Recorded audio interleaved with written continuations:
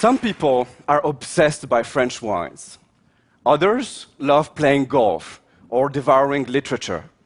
One of my greatest pleasures in life is, I have to admit, a bit special.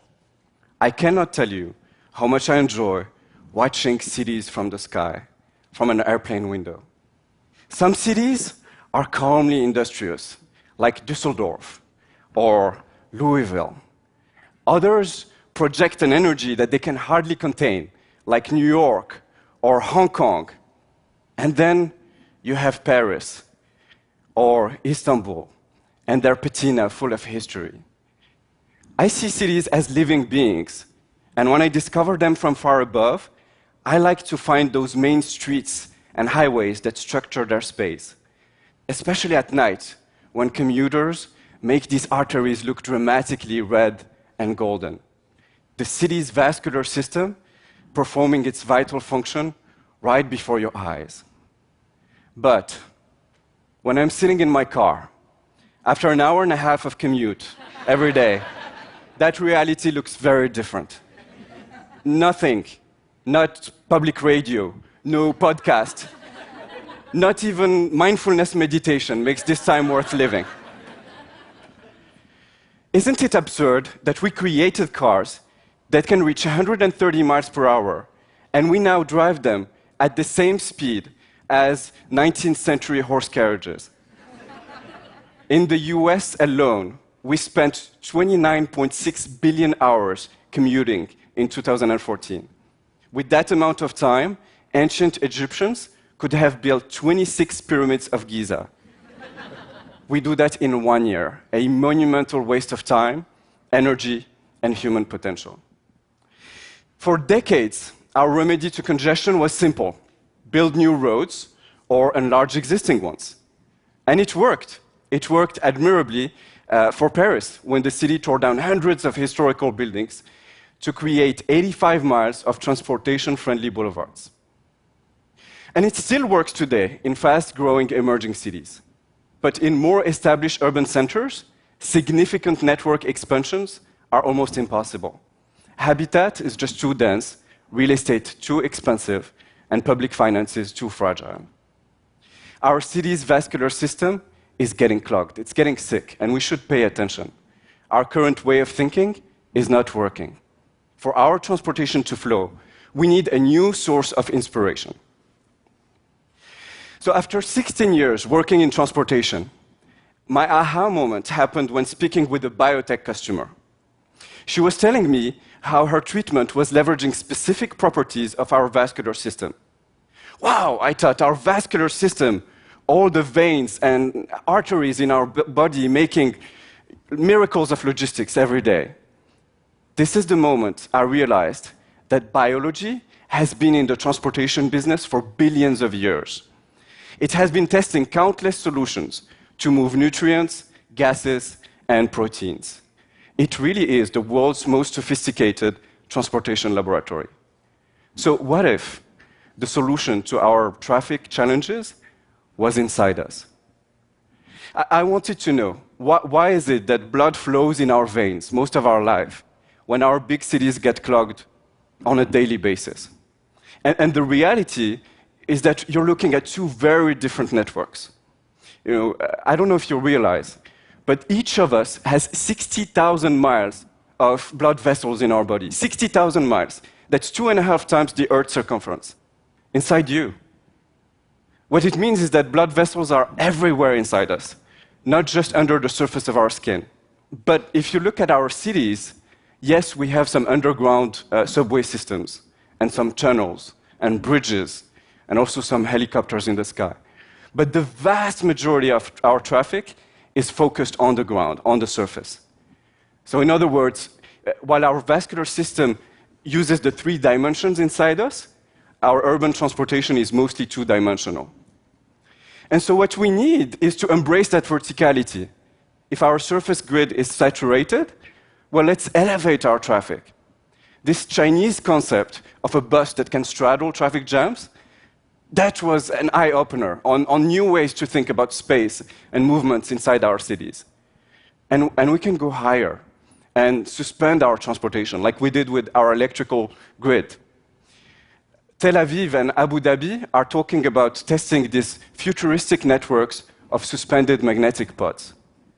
And we can keep climbing and fly.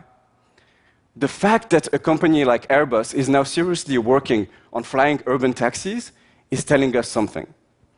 Flying cars are finally moving from science fiction déjà vu to attractive business case territory.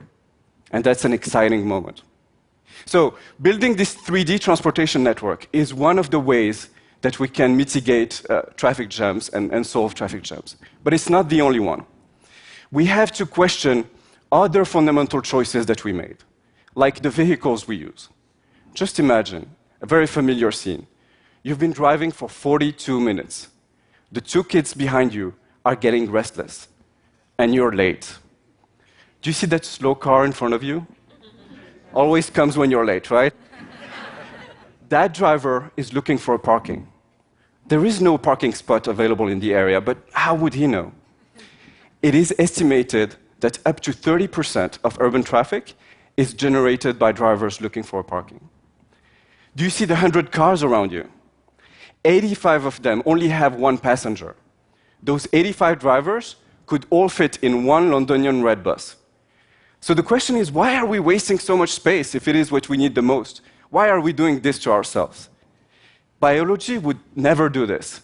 Space inside our arteries is fully utilized. At every heartbeat, a higher blood pressure literally compacts millions of red blood cells into massive trains of oxygen that quickly flow throughout our body. And the tiny space inside our red blood cells is not wasted either. In healthy conditions, more than 95% of their oxygen capacity is utilized. Can you imagine if the vehicles we used in our cities were 95% full, all the additional space that we would have to walk, to bike, and to enjoy our cities? The reason blood is so incredibly efficient is that our red blood cells are not dedicated to specific organs or tissues. Otherwise, we would probably have traffic jams in our veins. No, they're shared. They're shared by all the cells of our body. And because our network is so extensive, each one of our 37 trillion cells get its own deliveries of oxygen, precisely when it needs them. Blood is both a collective and an individual form of transportation. But for our cities, we've been stuck. We've been stuck in an endless debate between creating a car-centric society or extensive mass transit systems. And I think we should transcend this. I think we can create vehicles that combine the convenience of cars and the efficiencies of trains and buses. Just imagine you're comfortably sitting in a fast and smooth urban train along with 1,200 passengers. The problem with urban trains is that you sometimes have to stop 5, 10 times, 15 times before your final destination. What if in this train you didn't have to stop? In this train, wagons can detach dynamically while you're moving and become express driverless buses that move on a secondary road network. And so without a single stop, nor a lengthy transfer, you're now sitting in a bus that is headed toward your suburb. And when you get close, the section you're sitting in detaches and self-drives you right to your doorstep. It is collective and individual at the same time. And this could be one of the shared, modular, and driverless vehicles of tomorrow. Now, as if walking in a city, buzzing with drones, flying taxis, modular buses, and suspended magnetic pods was not exotic enough, I think there is another force in action that will make urban traffic mesmerizing. If you think about it, the current generation of driverless cars is just trying to earn its way into a traffic grid made by and for humans. They're trying to learn traffic rules, which is relatively simple, and coping with human unpredictability, which is more challenging. But what will happen when whole cities become driverless? Will we need traffic lights? Will we need lanes? How about speed limits? Red blood cells are not flowing in lanes. They never stop at red lights. In the first driverless cities, you will have no red lights and no lanes. And when all the cars are driverless and connected, everything is predictable and reaction time minimum. They can drive much faster, and can take any rational initiative that can speed them up or the cars around them. So instead of rigid traffic rules, flow will be regulated by a mesh of dynamic and constantly self-improving algorithms. The result? A strange traffic that mixes the fast and smooth rigor of German autobahns and the creative vitality of the intersections of Mumbai. Traffic will be functionally exuberant. It will be liquid, like our blood. And by a strange paradox, the more robotized our traffic grid will be, the more organic and alive its movement will feel. So, yes, biology has all the attributes of a transportation genius today. But this process has taken billions of years and went through all sorts of iterations and mutations. And we can't wait billions of years to evolve our transportation system. We now have the dreams, the concepts, and the technology to create 3D transportation networks, invent new vehicles, and change the flow in our cities. Let's do it. Thank you.